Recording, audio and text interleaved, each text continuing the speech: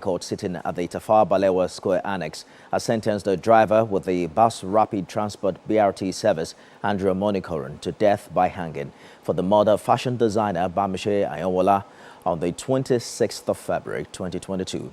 He was given the maximum punishment as provided in Section 223 of the Criminal Laws of Lagos State, and his lawyer says he would be appealing the judgment. He was also sentenced to 14 years in prison for the attempted rape of the 22-year-old after Justice Sherifat Sonaike held that the prosecution failed to prove that the defendant actually raped her. Kemi Foladiemo has more. Andrew Nice was also found guilty of the rape of another woman in 2021 and for the sexual assault of a female medical doctor that same year. Their names cannot be revealed. The state, led by the Director of Public Prosecution, Babajide Martins, presented 8 witnesses, while only the defendant, who was led by his counsel, Abayomi Omotubura, testified in his defense.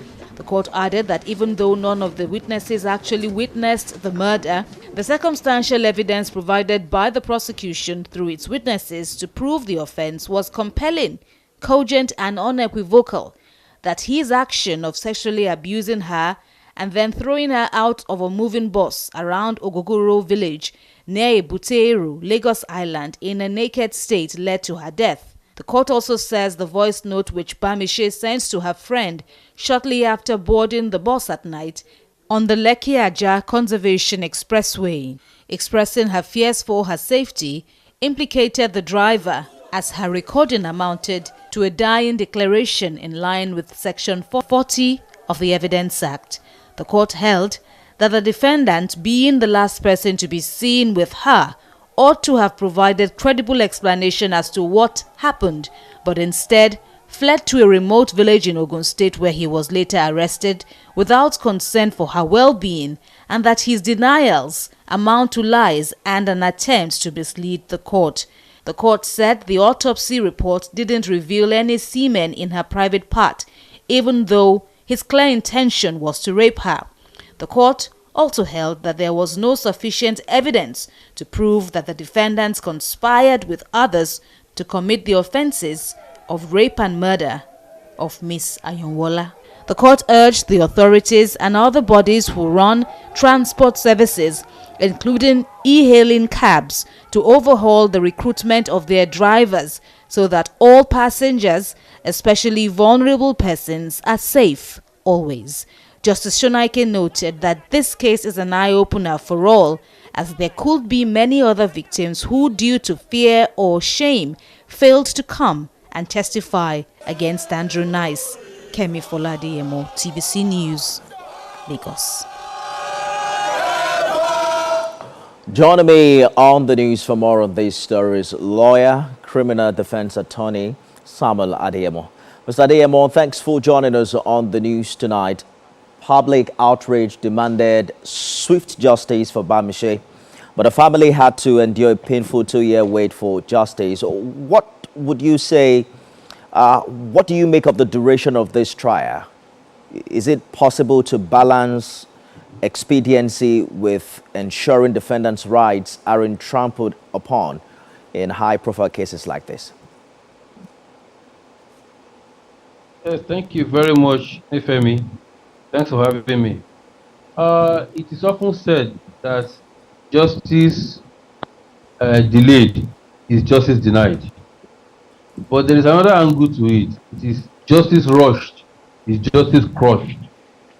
You see, yes, justice must be done, but it grinds slowly, but it surely grinds. That is one thing about the will of justice.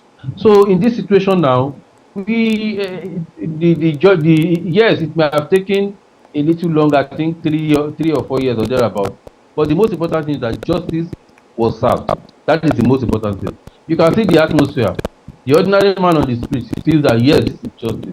Personally, I am satisfied with the judgment, because when you look at all the things his lordship, Justice Sonaike, considered, they are sound in law.